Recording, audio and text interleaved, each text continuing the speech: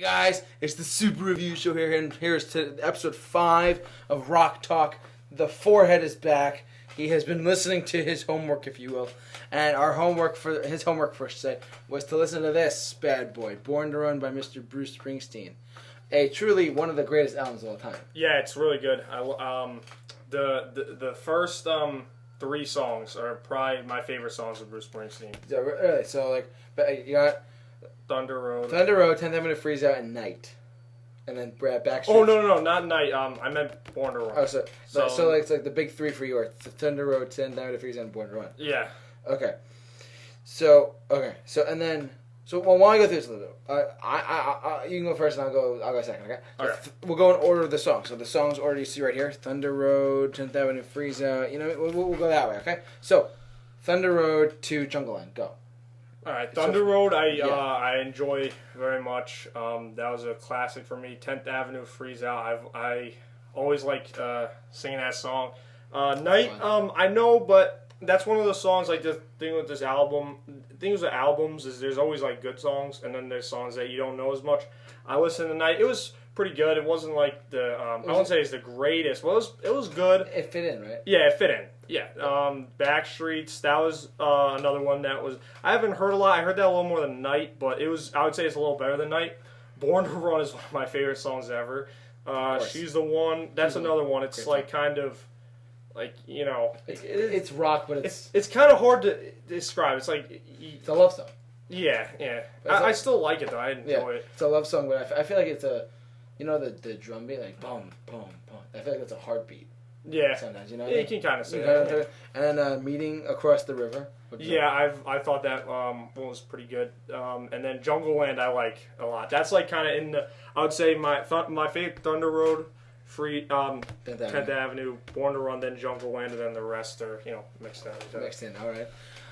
Now he's gonna probably. Oh my God! Right. So you know how he is with Led Zeppelin. This is me with Bruce Springsteen. I'm like I idolize this guy. I mean, his politics. I'm not gonna get into that, but like whatever. This is a non-politics show. This was an album. One of the earliest songs growing up in general. I don't care what you can tell me. Whatever you can tell me what came out like 1995 or whatever. You can tell me whatever.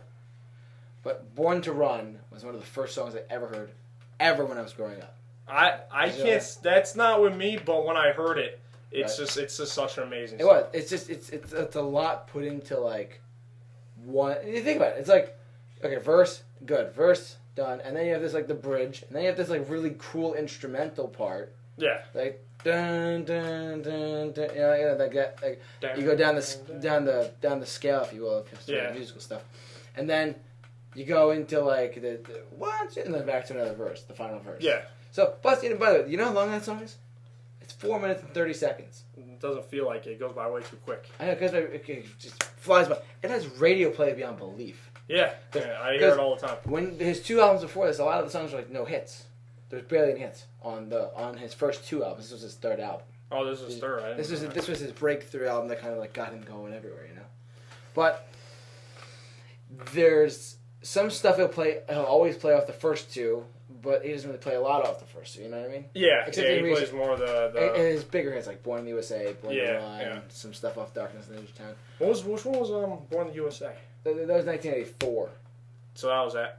This is 75. Yeah, so, okay. So it's like a decade later, he's like, Born! You know, he did that. But, let me just focus on that. This cover is one of the most iconic covers ever, as far as like just any album cover. When you see this cover, let me actually stretch it out. Pretty good album cover. It's one of the most iconic covers ever. Sesame Street did a little parody of it. They did like Born to Add, and it's Ernie and Bert on the cover. I don't know. It's one of the most iconic, and there's Clarence Clemens, the late Clarence Clemens, God bless him. I will say this. This is an album that I have listened to probably in order maybe 80 to 90 times this past year. Oh. That's crazy. So, like I thought, he's like a Led Zeppelin freakish and a Rolling Stones freak. Not 90 to 80 times a year. No. I can listen to this album. I mean, there's nothing wrong with that, you know. Yeah. You like Bruce Springsteen. I like him. But this is in particular. There's a lot more goes into it. Like, just for example, Backstreets. I don't know if you can tell. It's about a broken friendship. I couldn't tell that one. You can that once. What are the lyrics? Lyrics are actually in the actual album. When soft infested summer, me and Terry became friends, trying in vain to breathe the fire we were born in. Catching riots in the outskirts, tying faith between our teeth. Sleeping. It's a lot. It was. As I'm reading this, I'm thinking myself, he was 20-something years old when he wrote this. Like maybe 20, 22. Wow, that's pretty good. He was born in 1949. He was going to be 30, so he's like 22 years old when he did this. Wow. That's pretty good. That's hard. That's impressive. That's hard to do. To pull something as epic as this off. Yeah, you know exactly. Yeah. What's this? Fender wrote one of the all-time greats. Born to Run, though. I can't get enough of Born to Run. Everyone can. Everyone can. Truthfully, because also, did you notice something? I noticed this a very long time ago. Was this? Since it's a vinyl, I'm going to take it out for a second. Actually, no, I'm not going to take it out. But the vinyl is put in order. Like, you do like the first side is Thunder Road to 10th Avenue, Night, Backstreets. Yeah. Born to Run, She's the One, Meeting Her. Did you notice something about this? The Thunder Road and Born to Run are the first songs of both sides. And those are his biggest hits. I don't know if you noticed that. Oh, yeah. He put this album in a very, very specific order. Thunder Road and Born to Run lead off each side of the record. 10th Avenue, Freeze Out, and She's the One are loud, loud songs. Yeah. Night and Meeting Across the River are more of like softer, obscure tracks, but they fit into the record. Yeah. Backstreets and Jungleland are both extremely long, epic pieces. I don't know if you can tell that. Yeah, I could kind of tell that Jungleland and Backstreets were long. Because I think Backstreet's like 6-7 minutes, and live back in the 70s and 80s, it was literally like a 13-minute track live. Oh, because he extended it. He did a little interlude thing with it called Sad Eyes. You could look it up. There's certain cuts of it on live recordings where he's like, I gotta let you listen. I have some stuff on my laptop that I've gotten over the years, and he's like, he tells stories after the last verse and before he ends the song. He goes into like some like stories about how the kind of helped the mood of the song. It's a really, really interesting performance. It's back in the 78 stuff, 78, 79. You know what I mean? What other things? A couple of other things I want to point out. Born to Run. It was his first hit on the charts. I wanted to ask you one question though. As a Bruce Springsteen fan, I noticed that some of the notes in each song were the same. Is that true? Some of the notes in this. What do you mean? Like some of the note some of the rhythm to each song. When I was listening to it, I thought Jungleland. I forgot which Bruce Springsteen song was, but it sounded like it had some. I remember. Maybe I'm wrong. Hey, hold on. I'm trying to think myself actually. I'm trying to think really quick. I'm trying to think. What do you mean, like the same kind of beat? Yeah, like there's I don't know like musical terms. Yeah. That's all I'm saying. I thought I heard some stuff there somewhere, but I mean that's not the worst thing because again. Now let me ask you a question. Because I again big fan. What did you pick up the most when you listened to this record? What I pick up the most? What do you hear the most? What? No, of course. But what instrument? Hold it for a second. That's a honestly the trumpet. I'd say the saxophone. Shut up. I would say honestly, like for me, it's the piano. Yeah. Think about that. Yeah. That's right. Because that intro, going back to Backstreets, that intro to that one song, to me is priceless. Because like, there's like, it sets the mood and it sets the character. Again, I'm going much more in depth with than he might, but it's the piano. I'm of the piano player. His name is Roy Bittan. He said in an interview once that the piano told stories that guitars couldn't. I can see that because there's a lot more sounds to it. There's more motion too, depending on which way you put it. Yeah. And Backstreet, I believe, is one of the best examples of that ever. Because it's about broken friendships, and it's like that introduction, that minute-long introduction, really sets stuff up. To me, that in my head, I picture this, right?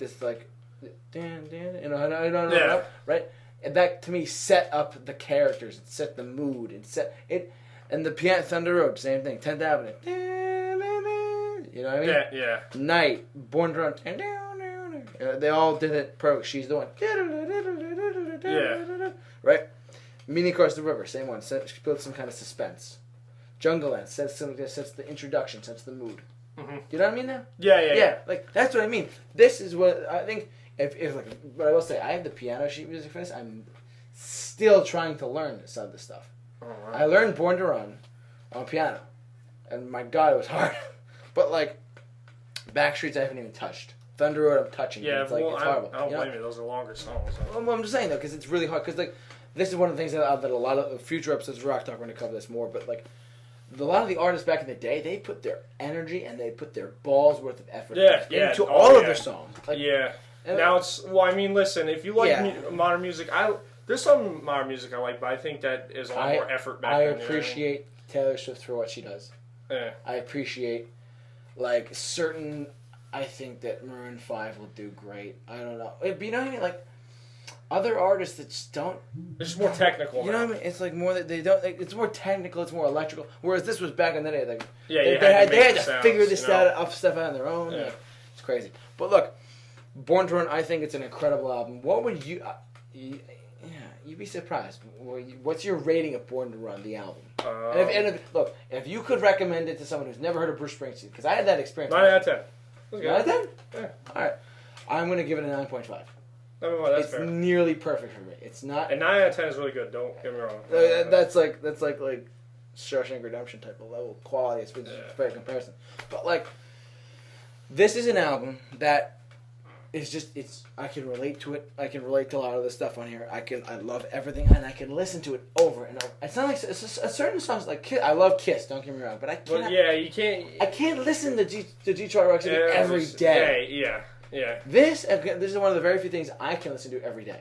See, I would say the same. Yeah. I'm gonna say the same songs, but the Thunder Road, every day. Yeah, I can listen to that. Yeah. Born to Run. I'm sure like Night. You probably. Night Meeting Across. It's just like an epic song, you know. Yeah. It's just really cool. It's an epic. That's what it is. Yeah. It's an epic condensed into 5 minutes. Yeah. Yeah, and that's what they did. But look, I will share a quick story before we wrap it up. I have a friend of mine. Okay. Who shall remain unnamed while we're recording this. All right.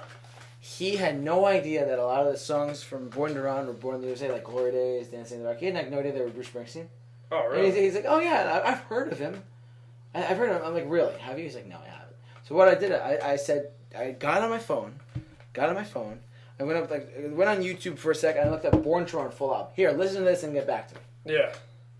You know? And he's like, that's really good.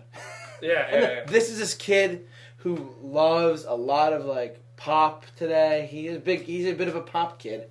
But here's the thing. He said, that was really good. Then I said, okay, now that you've done that, now go to Born in the USA. He's like, and then he said, you know what he said to me? I had no idea that he wrote. He was the guy behind all the Glory Days and stuff. I'm like, yeah, duh. Yeah. But yeah, seriously, and I feel like that. Again, we'll wrap it up in just a sec. But I feel like that a lot of people can, if they just listen to one thing, if they listen to like Thunder Road, they listen to Born in the USA, they listen to Detroit Rock City, they just try them. Yeah. They might like them. I think most people do, though. You know, I think generally they like. Oh yeah, Bruce Springsteen. He's still around. He's touring, whatever. Maybe I'll go see him. No, ghost. Also, man, I did this. Back in August of 2016. This was a few months ago. I saw Bruce Springsteen at one of those MetLife shows. The one that passed you told me 3 that. hours and 55 minutes. You told me that. Record-breaking. All three were record-breaking shows. Yeah. My God. Listen, you can listen to their albums all you want. You can listen to Born in the USA all you want. You can listen to Human Touch, Lucky Town. You can listen to Ghost Town Road. You can listen to The Rising all you want. If you don't see him live now while he's 68 years old, you're never going to see him again. This guy is a performer, first and foremost, and then comes his music, and then comes his politics, and then whatever you want to put after. Yeah. He is a performer, first and foremost. And look, I had the pleasure of going to see him for like 3 hours and 55 minutes. I'm like, yeah, my dad's also. I didn't say this. My dad's a big fan of Bruce Springsteen. Really? Yeah. I wonder. Do you know if he went to any of those? No, he didn't go. Okay, because he has his like albums. Okay, your dad has to go see him, Yeah. and you have to go with him because like he's all ages. He like there was when I saw him there was obviously this is the pit area like right in front of the stage. It's like there's like 5-year-old kids. Really? There's 5. One of the things he does. I'm not gonna get too much into it, but he does a thing called like a sign request. If you hold up a song that says like Glory Days, if he picks it up, he'll play it. Oh, nice. That's pretty cool. Someone picked up one of his songs called "Growing Up," and the kid was 13. In the crowd, you see, it has a generational gap, and I think a lot of kids now. And tell me if I'm wrong. A lot of you and me are a great example of this, but also other kids who are younger. My cousin Brendan and Patrick, they are getting into him. Well, here's the thing. Yeah. And they're born in 2005. I think our generation, whatever you want to call it, it really is. It's called Generation Z, our younger generation. We're like kids of like the baby boomers and like stuff like that, and like the 70s kids. Yeah. So it's like I think we're getting a lot of their same music. Millennials I think get a lot of the earlier baby boomers.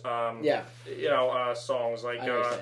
I think they more are inclined to pop music than our generation. I mean, I think our generation really likes rap and stuff, but I think we're more inclined to the rock. Pop. Like those two are the big ones. Yeah. I mean, when you listen to like Taylor Swift, like she went from country to pop, and now look at her now; she's huge. But anyways, we can go on and on about this. Yeah.